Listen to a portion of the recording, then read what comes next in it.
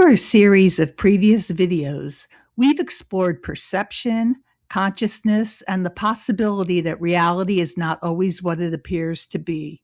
We've discussed how the brain constructs our experience of reality and how perception can differ from reality itself. And we've asked ourselves one of the most perplexing questions that comes up in science, religion, and philosophy. Who is the one experiencing reality? What we have found is that once we ask that question, another question naturally follows. How accurately do we perceive ourselves? Because if our perception of reality itself can be distorted, perhaps our perception of ourselves can be distorted as well.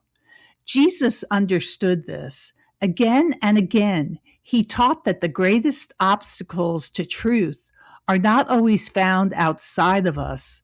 A lot of the time, they are found within us. Hi, I'm Lisa.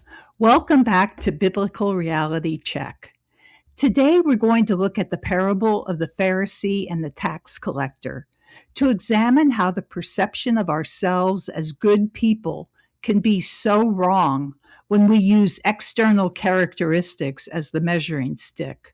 This story of two men, two prayers, and two identities is a profound lesson about the difference between who we think we are and who we actually are. The parable can be found in Luke chapter 18, verses 9 to 14, where Jesus is addressing the parable to some people who are confident of their own righteousness and look down on everyone else. That description certainly resembles many of his exchanges with the Pharisees, who always seem to be around, but the lesson certainly applies far beyond them. The parable is very short and tells of a Pharisee who goes to the temple to thank God that he is not like other people who are robbers, adulterers, and evildoers, including in his prayer that he fasts twice a week and gives a tenth of all he has. A tax collector is also in the temple at the same time, pounding on his chest while acknowledging his sinfulness and asking for mercy. Jesus says the tax collector, not the Pharisee, went home justified before God. Then the parable ends with Jesus saying, "Everyone who exalts himself will be humbled, and he who humbles himself will be exalted." To modern ears, this story can lose some of its impact because we already expect the Pharisees to be the villains. But Jesus' original audience would not have had the same view of their temple leaders. The Pharisees were widely respected religious teachers and experts in the law of Moses. Many people looked to them as examples of religious devotion. The tax collector, on the other hand, represented moral failure. If Jesus' audience was to predict which one went home justified, it certainly wouldn't have been the tax collector. Yet Jesus turns what they expect to happen upside down. Why? Because he was teaching them that righteousness isn't about behavior alone. It's about identity. As I have discussed in previous videos, Carl Jung devoted much of his work to identity, and he called the constructed self-image we present to the world a persona. The persona is not inherently bad. We all need social roles. The danger is when we begin mistaking the mask for the person wearing it, when the image we put forth into the world becomes more important than the reality of who we truly are. The Pharisee is presenting his persona to God. Through prayer, he's justifying himself and protecting his self-image. Every sentence reinforces his identity. I fast, I tithe, I am righteous, I am not like those people. His prayer isn't communication, it's performance. In contrast to the Pharisee's prayer is the tax collector who stands at a distance, beating his chest and crying out to God, "Have mercy on me, a sinner." This is not merely shame. It's radical truth in action. The tax collector is not justifying himself to God. He is confronting himself. When he says, "God, have mercy on me, a sinner," that is his true self speaking, not the socially acceptable self-image he has constructed of himself. Essentially, that constructed self has collapsed, and his authentic self is on full display. In short, the Pharisee is speaking about himself, and the tax collector is speaking from himself. I have also talked about one of Jung's most important insights, the concept of the shadow. The shadow consists of the aspects of ourselves that we don't wish to acknowledge. It's the parts we reject, hide, or deny. And ironically, the more intensely we deny them, the more power they often gain. Jung would say the tax collector has confronted his shadow, and by confronting it, he is no longer controlled by it. Whereas the Pharisee is presenting a self that cannot see its own blindness, he is using religion to protect his constructed and polished identity. Even with God, he retains his self-image. His prayer is not contrite or sincere. It contains judgment, pride, and contempt, the very qualities he cannot see in himself. His shadow is operating openly while remaining totally invisible to him.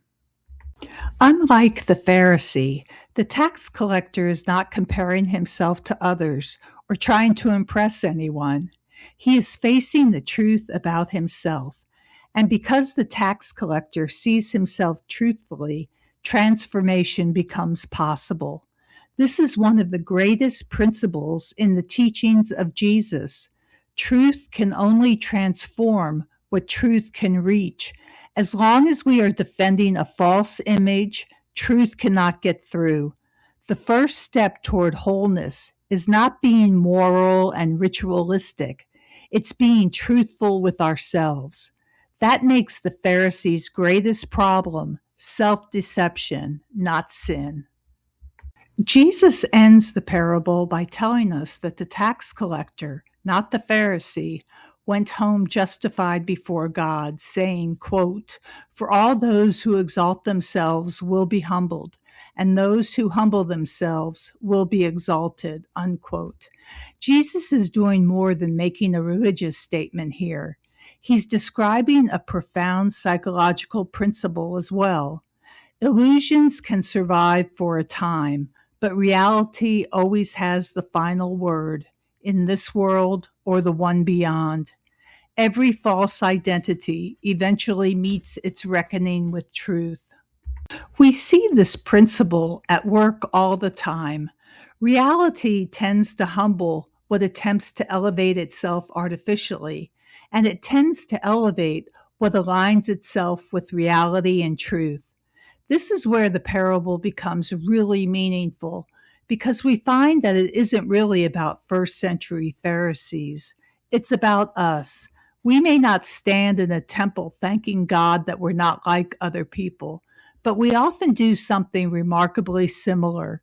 We compare our education, our politics, our income, our morality, our spirituality, or even our understanding of truth, and quietly conclude that we're doing better than those around us. Through the character of the Pharisee, Jesus is telling us to stop comparing, stop performing, stop defending, and stop managing appearances.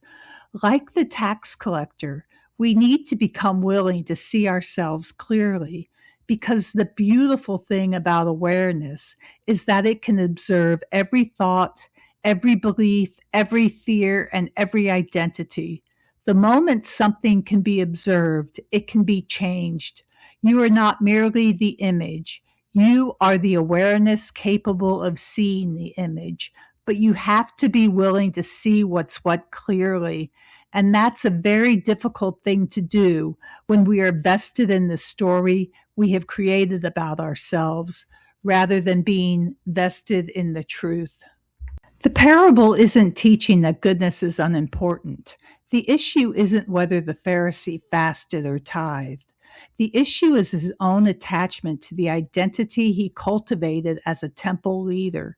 He became identified with the image of being righteous, and the image itself separated him from reality. The tax collector is not praised because he is sinful. He is praised because he is honest. The Pharisee and the tax collector stand as two archetypes that exist within every human being. One seeks security through image, the other seeks truth through honesty.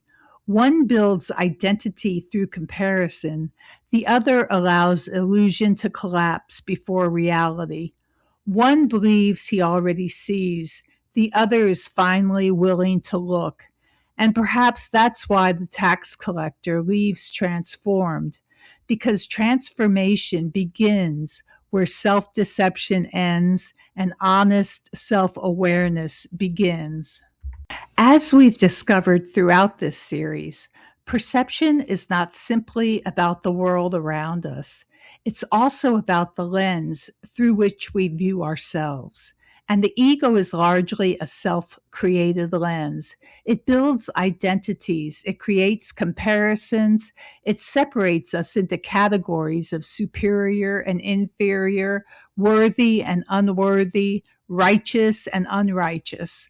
Jesus repeatedly challenged those illusions because they prevent us from seeing reality and ourselves clearly. But ego doesn't only distort how we see ourselves, it also distorts how we see other people. In our next episode, we'll examine Jesus' parable of the unforgiving servant, a story about a man who receives extraordinary mercy but refuses to extend that same mercy to someone else. On the surface, it's a parable about forgiveness, but beneath the surface, it reveals something much deeper. It reveals how the ego desperately wants grace for itself while demanding justice for everyone else. And it shows us why true transformation is not merely about receiving compassion. It's also about becoming the kind of person who can extend it. Join me next time as we explore the unforgiving servant and discover why one of the clearest signs of ego may be the standards we apply to others that we refuse to apply to ourselves.